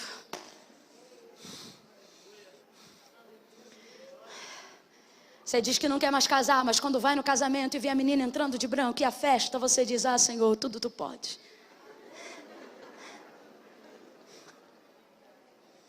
Você diz que não quer mais pregar, que vai ver isso não é para você. Afinal, os contatos não vieram, você não tem nenhuma agenda, porque você acha que ser pregador é ter agenda. Você não é pregador quando tem um contato, você é pregador quando Deus te entrega uma mensagem. E você pensa, eu acho que isso não é para mim não. Só que Deus me trouxe hoje aqui para falar rasgado e para dizer, estou visitando as áreas que você queria esquecer por não ter poder de resolver. Estou visitando, vou entrar nelas. E antes de te perguntar se você quer, você verá diante de você o que tua alma desejou.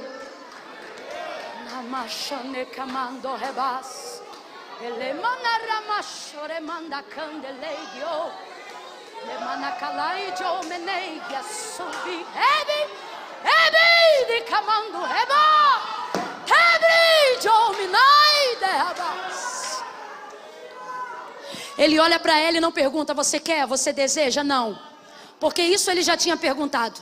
A pergunta dele não é do que você precisa, a pergunta dele é o que você deseja. Por quê? Você não pergunta para um rico para o que ele precisa. O que você deseja? Nada, estou bem. Agora eu te pergunto, estava bem de verdade? Estava bem de verdade, gente? Não estava. Não estava bem de verdade, não. Então ele manda chamar ela. Quando chama e ela para na porta, ele não pergunta mais se ela quer, ele entrega. Vou falar bem sério. Tem áreas na tua vida, no teu ministério, que Deus não vai mais perguntar se você quer, Ele vai te entregar. E aí se você vai usar ou não, não é problema mais de Deus, vai ser problema teu, porque vai estar na tua mão.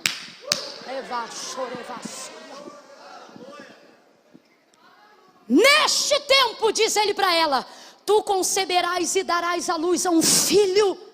Gente, qualquer pessoa vendo que o âmago de seu desejo foi atendido, diria, glória a Deus.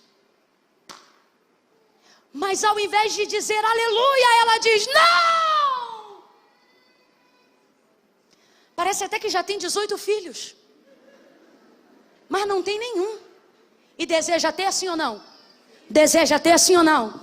E por que então está dizendo não? Aqui está o trauma. Ela recebia muita gente em casa. Quem lembra disso? Quem lembra disso, gente? Ela diz, eu habito no meio do meu povo. A cultura de Israel impõe a hospitalidade como caráter cultural. É tão forte isso que a gente está aplicando aqui, que o autor da carta aos Hebreus, ele vai dizer que naqueles dias, Israel recebia dentro da sua casa anjos. Mas os anjos não precisavam dizer que eram anjos. Eles passeavam e eram hospedados por homens e mulheres de Deus. Porque havia na cultura de Israel a hospitalidade. Então entenda o que eu estou afirmando. Essa mulher, ela recebia muitas pessoas em casa. Quer ver uma outra coisa esquisita? Ela sabe que Eliseu é profeta. O rei sabe que Eliseu é profeta, mas ela não recebe ele na qualidade de profeta, porque tem trauma de profecia. Vou falar rasgado, você vai entender. Para pensar e começa a analisar. O texto diz que ela é rica, completa aí, já estou terminando. O texto diz que ela é? Vem, meu povo, o texto diz que ela é? Aonde você já viu rico não ter quarto de hóspede em casa? Ela tem quartos de sobra em casa, tem ou não tem? Tem ou não tem, gente? A gente melhora um pouquinho, a primeira coisa que a gente faz é um quarto de hóspede. Fulano dorme lá em casa, tem quarto de hóspede. Quarto de hóspede, sem ter muito a gente já faz. Rica, ela tem quarto de hóspede. Tem um só? Tem um só, gente? Pastor, até que você não sabe o que é rico, nunca viu novela, não? Tem um só? Tem muitos quartos, mas ela hospeda Eliseu em algum deles? Não, porque ela está acostumada a receber profetas, mas é a primeira vez que ela recebe um homem santo. Você não dá ao separado o que desfrutam os iguais. Nesse texto, nós aprendemos que santidade é o suficiente para sustentar alguém. Eliseu não entrega uma profecia, mas recebe um quarto. Ele tem estabilidade, ele tem segurança. Camila, mas o quarto diz que era pequeno, mas era o único quarto no alto, visão privilegiada. Deus está dizendo, o santo tem estabilidade e visão privilegiada. Ele estava lá em cima. Agora presta atenção, tinham muitos outros quartos, mas os outros quartos eram para os outros, para Eliseu. O quarto de Eliseu é de Eliseu e de mais ninguém. O quarto é dele. Quando tem quarto sobrando, o povo fica nos quartos. E quando não tem quarto sobrando, ninguém entra no de Eliseu, porque está na casa dela. Mas o quarto foi feito para ele. O quarto de Eliseu é dele. São bênçãos que só a santidade produz. Está lá no quarto dele. Fez um quarto para ele. Mas ela tem outros quartos em casa. E ela está acostumada a receber outras pessoas. Por que não coloca Eliseu em um deles? Porque ele é santo, o dele é separado. Agora, o que isso prova? Prova o trânsito na casa, na vida, a forma de vida que ela levava. Olha como é que a mente dela está confusa. Quem ainda está comigo, diga amém. Olha a mente dela. Não, meu Senhor, homem de Deus. Porque ela mesmo diz que ele é homem de... Agora olha isso. Não, meu Senhor, homem de Deus, não mintas. A tua serva... Você viu aí no texto comigo? Não, meu Senhor, homem de Deus, não mintas a tua serva. Aí eu te pergunto, pode um homem de Deus ser um mentiroso? Pode, gente? Mas pode um mentiroso dizer que é homem de Deus? Pode ou não pode? Olha para o teu irmão e ele vai começar a entender e diga, ela recebe muita gente. E quem recebe muita gente, de vez em quando... recebe mentirosos que dizem que são homens de Deus. Quem ouve muita coisa, uma hora ouve. Gente que diz assim, diz o Senhor, sem nunca ter nem falado com Deus. Infelizmente na comunidade de vida cristã, nós temos alguns perfis, falsos profetas, eles me irritam muito. Mas eu ainda me irrito mais com quem ouve suas profecias. Porque normalmente o falso profeta só tem acesso ao ouvido que não conhece a voz de Deus.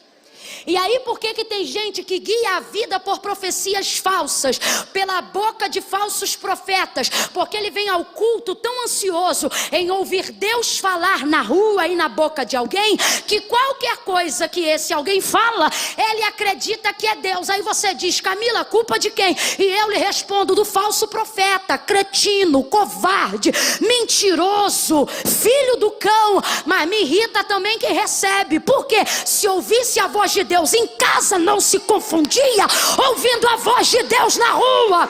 A gente ainda tem que lidar com uma segunda categoria de pessoas. Quais? Os esquizofrênicos que ainda não foram tratados e não conhecem a sua esquizofrenia.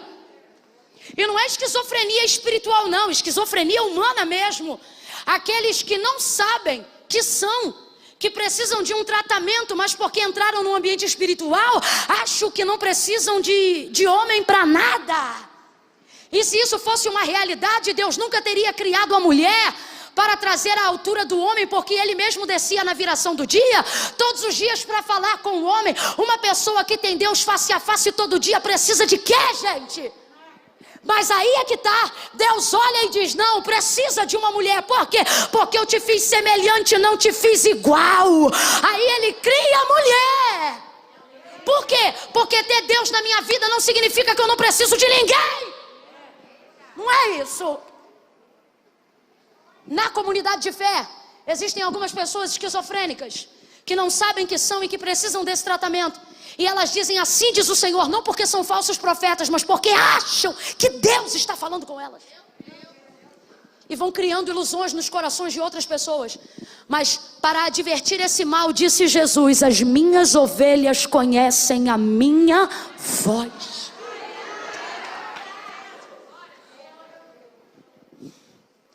Tudo que você ouve na rua deve ser confirmação do que você ouve Deus falando a você. Tudo que você ouve na boca de alguém precisa passar pelo crivo e pelo filtro da palavra. Não tem crivo bíblico, balela, besteira, palhaçada.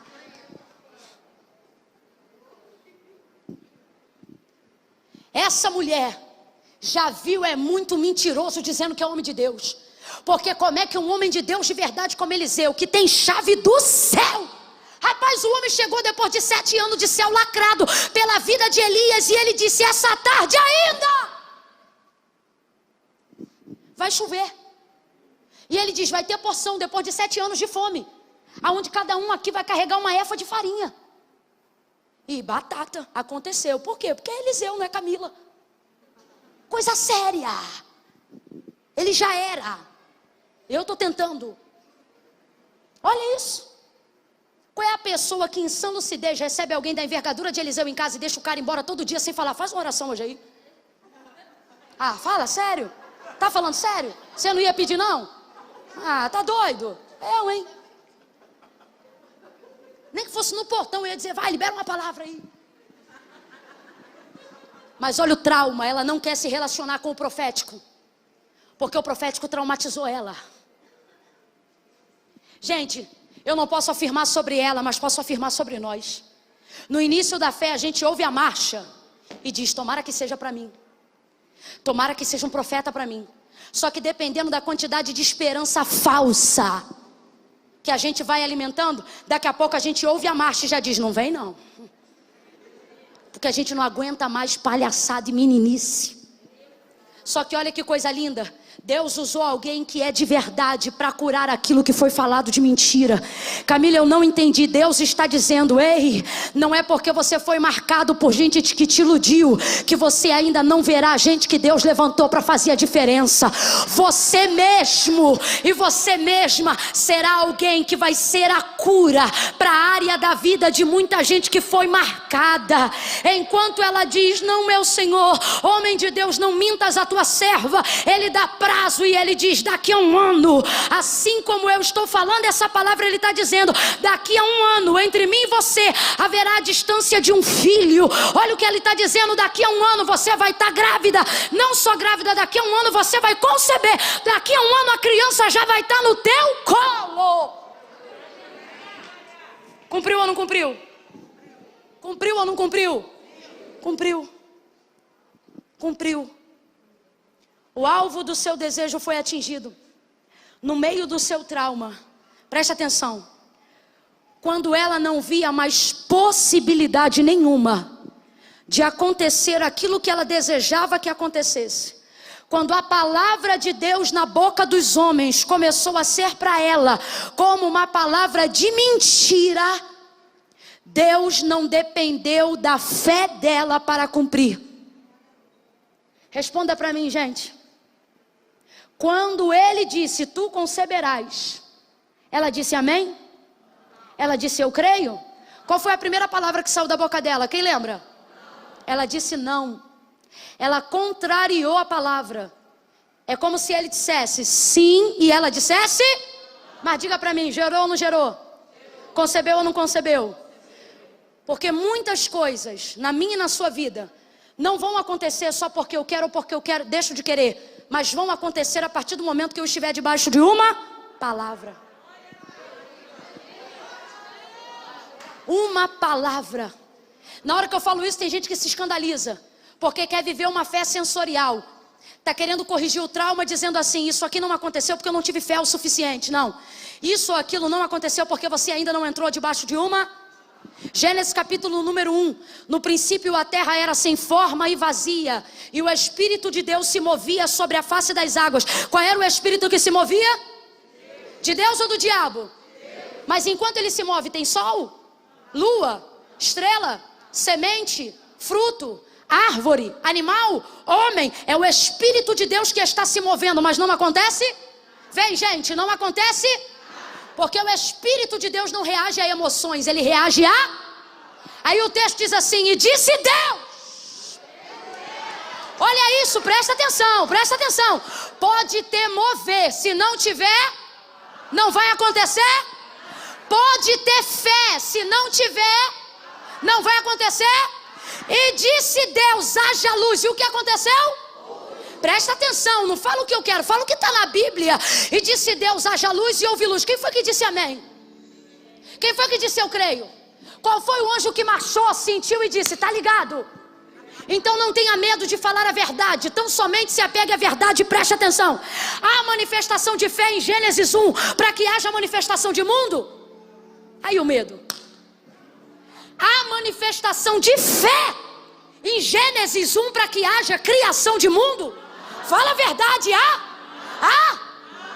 O que há? Manifestação de fé? Não, manifestação de? Ninguém manifestou fé para Deus fazer o mundo, sabe por quê? Porque no mecanismo da nossa cabeça traumatizada, a gente tenta curar o nosso pensamento dizendo assim, tal coisa não aconteceu assim, porque eu não tive fé para crer. E aí na crença desse pensamento você vive assim. Deus depende da minha fé para ter poder de fazer. E é por isso que mesmo tendo fé, as coisas não acontecem. Por quê? Porque você associou a manifestação do poder de Deus à sua. E Deus não depende da minha fé para ter poder. Não, presta atenção. É como se na nossa mente, é como se no dia a dia da nossa vida, pode tocar, viu? É como, toca uma coisa que a gente não conhece, faça um espontâneo, senão a minha mente canta um pedaço e prega o outro. Ouça isso, o baterista também pode ir subindo, o baixista. Ouça isso, na nossa mente a gente vive como se fosse assim, olha, Deus depende da minha fé para ter poder de fazer. Entendeu? Deus depende da minha fé para ter poder de fazer. Só que Deus não depende da minha fé para ter poder nenhum. Quando eu creio, Deus pode. Quando eu não creio, Ele continua. Mas por que então que eu creio se Deus não depende da minha fé para ter poder de fazer? Porque Deus não depende da minha fé para ter poder de fazer. E por que ainda assim eu creio? Porque eu dependo da minha fé para ter poder de receber o que Deus já fez. Verso 31 do capítulo 1 do livro do Gênesis. E disse Deus, tenho-vos dado tudo. Tenho feito e tenho-vos dado tudo. Completa aí, meu povo. Tenho feito e tenho-vos dado. Tenho feito e tenho-vos dado. De novo, tenho feito e tenho-vos dado. Então, na minha fé, eu não peço para Deus fazer coisas. Uma fé verdadeira é uma fé que manifesta o que eu sinto? Não, é uma fé que manifesta a palavra. Quando você manifesta a palavra não suscita o que vai ser, a palavra traz o que já é, o que já foi feito. Então veja, em Gênesis 1, Deus não depende da minha fé para ter poder de fazer, mas eu continuo crendo. Por quê? Porque Deus não depende da minha fé para fazer, eu dependo da minha fé para receber aquilo que Deus já fez. Camila, prove, eu não provo, mas a Bíblia prova. Depois de Gênesis, capítulo de número 1, toca alguma coisa mais forte. Ei, filhão, mais forte. Eu quero uma coisa forte. Tem um blues, um jazz, uma coisa com cara de americana, um negócio assim pesado. Eu quero um troço bem pesado. A bateria vai segurando.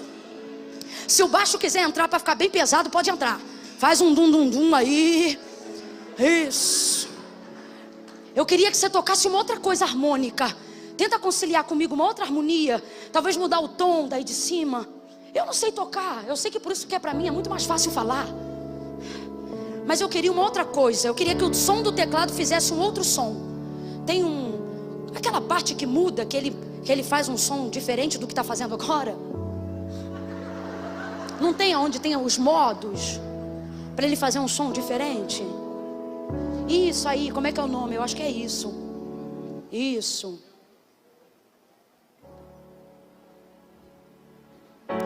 Ai, garoto, isso aí. Isso. Pode aumentar só mais um pouquinho. Pode aumentar mais um pouquinho.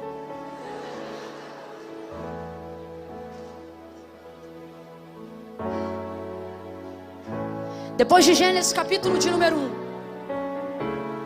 Paulo, ele nos diz que em Deus podemos trazer à existência as coisas que não, mas isso é filosófico.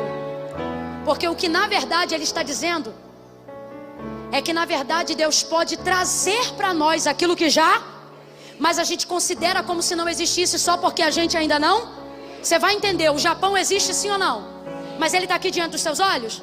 Você tem muito mais facilidade em crer naquilo que você vê do que crer naquilo que você não vê. Então tem coisas que você acha que não existe só porque ainda não estão diante dos seus. E Camila, quem traz a minha fé? Não, a palavra. Porque a palavra, ela atrai como um imã. E a minha fé é o imã que faz colar em mim aquilo que eu quero trazer. Quando uma palavra se manifesta numa casa, igual está fazendo hoje aqui, ela é a mesma palavra para todos, mas sejamos honestos, todos recebem? Todos recebem? Mas todos têm fé. Camila, como é que você sabe? Porque estão aqui até agora. E algo te move, é maior do que eu. É Deus, é a fé. E por que mesmo tendo fé, às vezes não está sobre mim? Porque você tem fé para dizer que crê, mas não toma posse da palavra que já foi liberada. E o que manifesta o milagre não é apenas ter a consciência da fé, mas é ter a consciência da palavra. Camila, agora mesmo que eu não entendi nada, mas é agora que você vai entender. Fé não tem a ver com o que eu sinto, fé tem a ver com o que eu sei. Quando eu creio no que creio, profetizo o que profetizo, ministro o que ministro e falo o que falo, mediante o poder da palavra, a minha fé reage à palavra e a palavra reage à minha fé. Deus trouxe você hoje aqui para dizer: não importa como você está se sentindo, traga sobre a tua vida a palavra que está sendo liberada, e ela vai ser o suficiente. Olha para quem está ao seu lado e diga: você. Seja profeta, cure alguém agora e diga: você. Aponte o dedo de profeta, diga: você está debaixo de uma palavra, de uma palavra, de uma palavra, uma palavra. Aqui tem palavra, essa casa tem palavra, a palavra de Deus está sobre você. As pessoas não vêm. Você sabia que tem gente que não vem a culto como esse? Pode ficar de pé, estamos encerrando.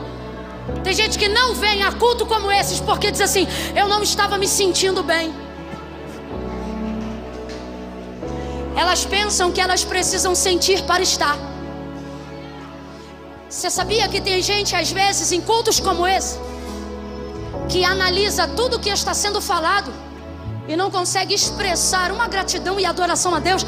Não conseguem dizer aleluia, nem glória a Deus, porque eles dizem assim: se eu sentir, eu dou glória.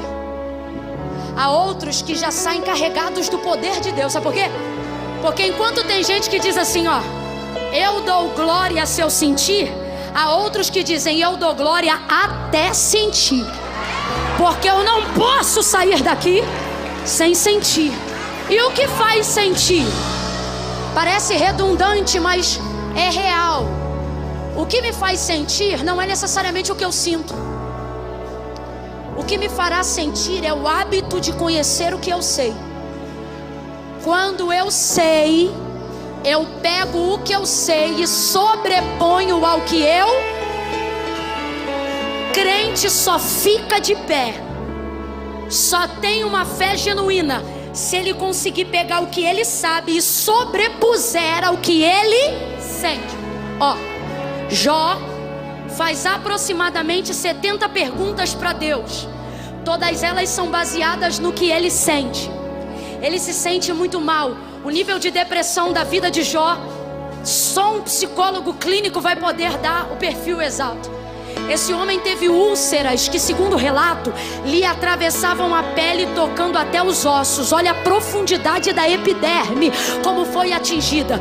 Ele não perdeu a mãe hoje, o irmão hoje e o filho daqui. Não, ele perdeu todos os filhos no mesmo dia, de uma única vez. Perdeu também a estabilidade da sua casa, perdeu as suas finanças, o seu prestígio.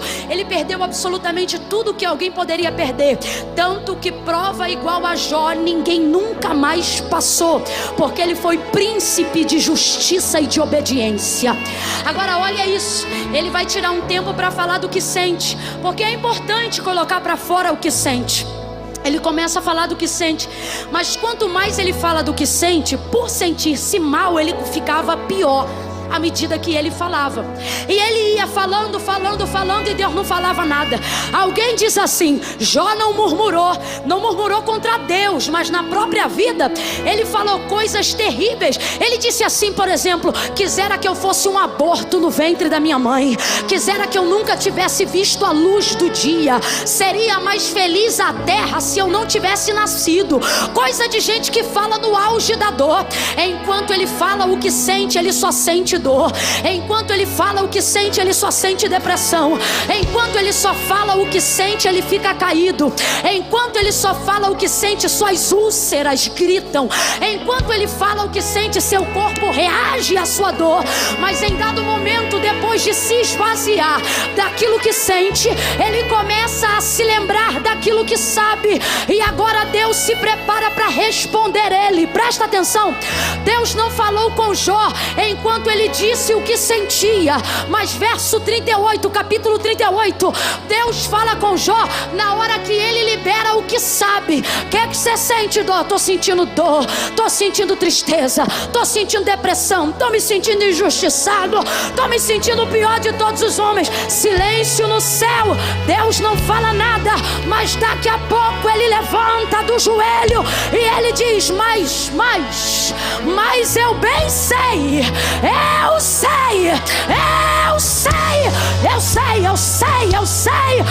sei que o meu Redentor vive e ele se levantará, ele se levantará, ele se levantará.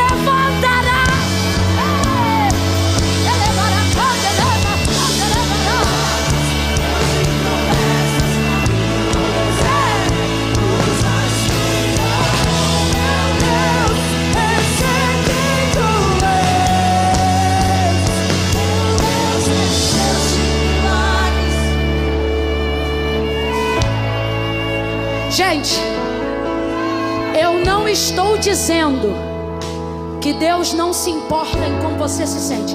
Deus, ele é tão cuidadoso com o que a gente sente, que João vai usar um vocábulo que, traduzido na nossa gramática, chama-se tal.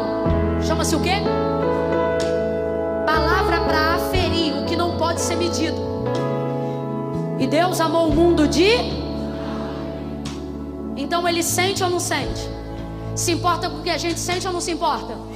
Mas ele não reage ao que a gente sente imediatamente. O que ele reage imediatamente? Ele reage à sua palavra. Ei, eu não sei quanto tempo você está orando por uma resposta, mas quanto mais você orar o que sente, pode ser que a resposta protele. Mas tem uma coisa: se você orar de acordo com o que você sabe, o que é isso? Dá uma segurada no que você sente e começa a profetizar em oração o que você... Moisés conseguiu convencer. Vai tirando aqui enquanto eu falo. Moisés conseguiu convencer, entre aspas, Deus de destruir toda a geração um dia, de uma vez só no deserto. Não porque ele disse: Deus, eu sinto amor por esse povo. Ele sabia, ele sentia, mas ele não ganha assim. Deus, eu amo esse povo, não mata esse... Não. Olha como ele conversa com Deus em juízo. Deus diz: eu vou matar o teu povo. Aí ele diz: meu povo não, teu povo. Aí olha como ele responde: porque tu disseste. Ou seja, Moisés não coloca diante de Deus aquilo que ele sente apenas. Moisés pega o que ele sente e transforma em lembrança daquilo que ele sabe e coloca diante de Deus. Como é que Abraão orava? Ele dizia: porque tu disseste. Como é que Moisés orava? Porque tu disseste. O problema é que a gente dobra o joelho e só quer falar do que sente. Deus está dizendo: isso que você sente dentro de você combina com o que na palavra? Combina com tal palavra. Então ore esta palavra de acordo com o que você sente, mas não dizendo o que você sente, dizendo o que a palavra diz sobre isso que você sente. Quem está entendendo, diga amém. Segura só um pouquinho, eu estou encerrando. Ezequiel capítulo 37. E levou-me em visão para o meio de um vale que estava cheio de ossos, e os ossos estavam sequíssimos. Como é que estavam os ossos, Lagoinha de Teresópolis? E me disse: filho do homem, poderão viver esses ossos? E Ezequiel respondeu na visão: Senhor Deus Jeová, tu sabes. Olha o que ele está dizendo: eu não vou falar do que eu não sei. Olha isso, Ezequiel, sabe se eles vão viver? Eu não sei sobre isso, mas sei sobre o Senhor. Tu sabes. Rapaz, quando ele ouve isso, Deus diz assim: então profetiza. Calma. Então profetiza. E Ezequiel começou a profetizar? Não. Ezequiel ficou esperando a palavra, porque ele não sabia o que dizer. Então ele esperou saber o que Deus queria falar para ele repetir. Você acha que profeta é quem traz grande revelação? Profeta de verdade é quem tem a capacidade de reproduzir com fidelidade aquilo que Deus já disse. Aí Ezequiel diz assim, Ezequiel fica esperando. Por quê? Porque ele não vai falar o que ele sente, porque ele não está sentindo nada. E ele não vai falar o que ele acha, porque ele não sabe se os ossos podem levantar. Mas ele conhece Deus e espera Deus. Aí Deus diz assim: filho do homem, profetiza assim e diga: assim diz o Senhor. Aí ele dizia: assim diz o Senhor. Aí Deus dizia: ossos secos. Aí ele dizia: ossos secos. E Deus dizia: ouvi a palavra do Senhor. E ele dizia: ouvi a palavra do Senhor. Aí Deus dizia: diga assim, Ezequiel: vento dos quatro cantos. Aí Ezequiel dizia: vento dos quatro cantos, diga-lhe ao Espírito: ossos secos, tenham vida, tenham vida. E Ezequiel repetia. Presta atenção para você entender. Eu não quero só que você sinta, porque se você só sentir, o culto acaba aqui, você vai para casa e não faz nada. Eu quero que você saiba. Ouça isso. Ezequiel está sentindo o que pelo vale? Nada. Filho do homem, poderão viver? Não sei, tu sabes. Qual é o sentimento de Ezequiel pelo vale antes de Deus profetizar? Nenhum. A mão do Senhor tomou, levou ele, deixou ele lá. Ele não sabe de nada. Só que ele diz: de ti eu sei. Então o que ele está dizendo? Se tu me falar, eu falo. Porque para te obedecer eu não preciso sentir, eu só preciso. Aí Deus dizia: diga assim, ele dizia, diga assado, e ele dizia, diga desse jeito, e ele dizia. Ele só repetia. Aí você diz assim: se eu não sentir, eu não falo. Se você soubesse que isso aqui não é babalu, isso é palavra de Deus. Isso aqui não é telefone sem fio. Quando você reproduz o que está ali, acontece o que está ali. Bota a mão no coração comigo agora. Isso é profético. Bota a mão no coração. Quer saber? Bota a mão em cima da boca do estômago aqui, ó. Aqui é o âmago, é aqui que a gente sente. Aqui, ó. Em cima do diafragma. Quando você está apaixonado por alguém, é aqui que as borboletas voam. Quando você está nervoso, é aqui, ó, que dá o desarranjo. Porque o que você sente está aqui, ó. Diga assim, olhando para cá, e diga: fé, eu não preciso de você aqui. Vem aqui na minha mão, fé. Pega ela aí agora. Bota aqui na sua cabeça. Diga: fé, eu preciso de você aqui.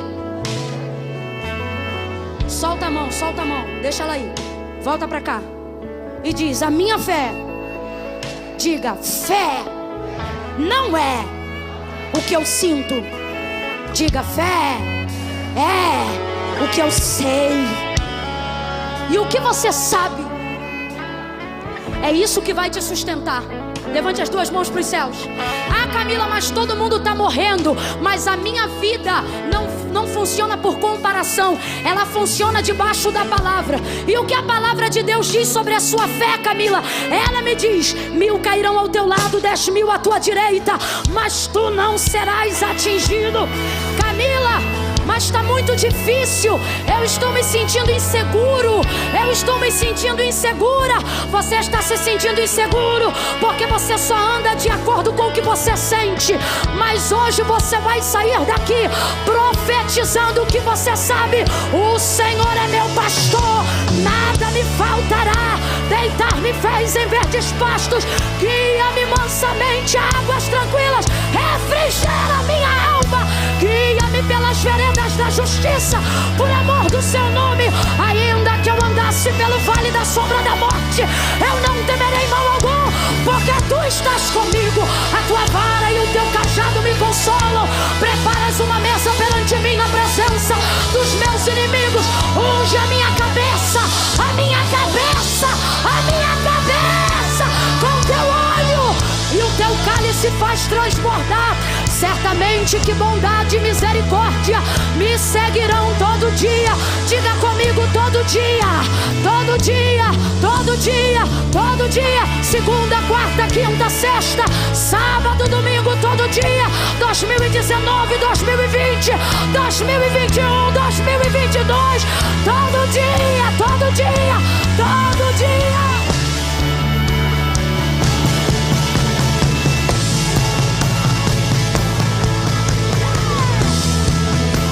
Está trabalhando, meu Deus está trabalhando. Ele faz mesmo quando eu não vejo. Ele faz mesmo quando eu não sinto. Meu Deus está trabalhando. Meu Deus está. De novo, ele. Ele faz mesmo quando eu não vejo.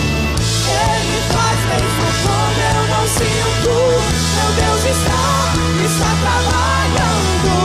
Meu Deus está trabalhando. Ele faz mesmo quando eu não vejo. Ele faz mesmo quando mas eu não sei. sinto. Meu Deus está trabalhando. Rompa com o cansaço agora e louve isso. Ele faz mesmo quando eu não vejo. Ele faz mesmo quando eu não sinto. Meu Deus está trabalhando. Meu Deus está trabalhando. Ele faz mesmo quando eu não vejo. Ele faz mesmo quando eu não sinto. Meu Deus está trabalhando. Meu Deus está. Eita, segura aí que vira vigília fácil e não pode. Quem é batizado com o Espírito Santo e com fogo? Quem é batizado com o Espírito Santo e com fogo e evidencia isso no falar em outras línguas, você está proibido de falar português agora. Fale em línguas. Fale em línguas. Camila, eu não estou sentindo. Não precisa sentir. Você sabe. Você sabe. Fale em línguas. Ore em línguas. Adore em línguas. Entregue para Deus um cântico espiritual aí agora. Camila, eu ainda não sou, mas eu quero ser. Você quer ser? Então receba o batismo do Espírito Santo com fogo para revestimento de poder. Fale em outras línguas agora. Fale em outras línguas agora.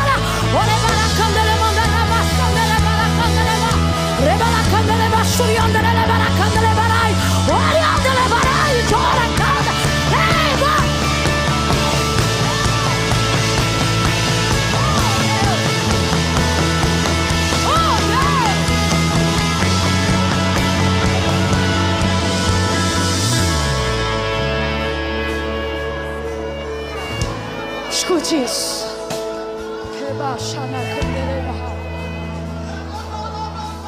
Você não é guiado pelo que sente. As pessoas estão desesperadas no mundo porque elas não têm em que se apegar. Elas só se apegam àquilo que elas sentem. Porque nós estamos de pé e precisamos colocar outras pessoas de pé através da eis que não tosquenejará. O Senhor é quem te guarda. O Senhor é a tua sombra, a tua direita. É Ele quem guarda a tua alma, Ele guarda a tua entrada e a tua saída. Ele te guarda de todo mal. O sol não te molestará de dia e nem a lua de noite. Camila, por que você está falando esses salmos? Porque você sabe. Você só precisa aprender a profetizar, a repetir, a declarar. Quando coisas difíceis começarem a acontecer, não deixe que a sua boca fale só do que você sente, mas deixe com que o seu cérebro manifeste o que você sabe. Você sabe o que Deus diz ao seu respeito. Quando chegarem para o seu filho que está afastado e disserem assim: vai morrer, está no tráfico, lembre-se de qual foi a promessa que Deus te deu como mãe e fale ela. Quando disserem: vai acabar a igreja não vai aguentar a pandemia há muito tempo, não, libere aquilo que você sabe.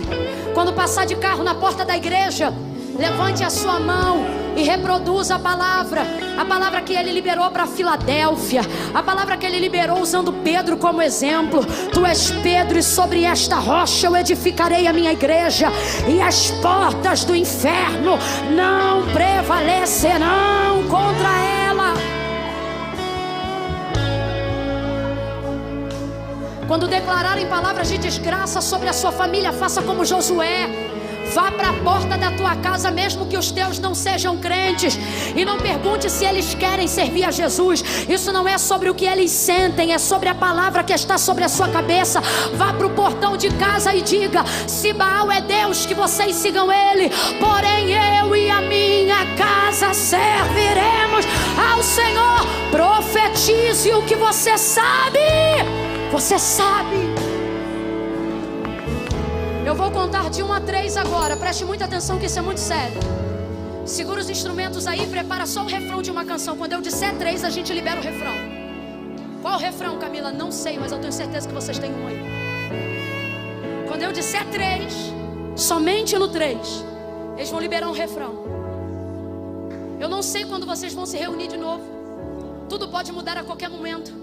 Então para com essa perturbação de querer ir para casa agora. Camila, a gente está debaixo de um decreto. Eu também estou. E nós vamos fazer de tudo e vamos obedecê-lo. Mas isso é com ordem e decência. 5 minutos lá fora não muda nada, mas aqui dentro podem mudar a história da sua vida hoje.